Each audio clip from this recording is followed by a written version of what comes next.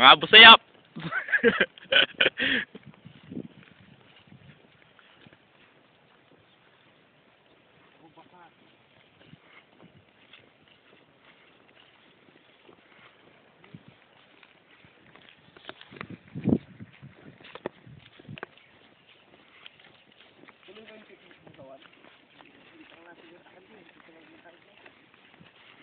Sino lang yung nagbayad?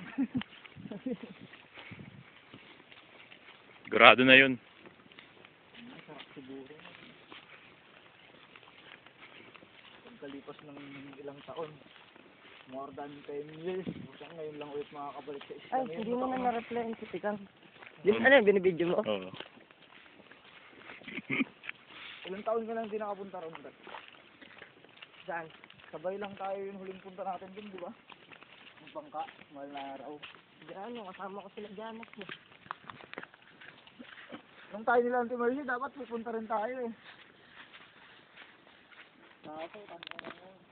May kontrapela.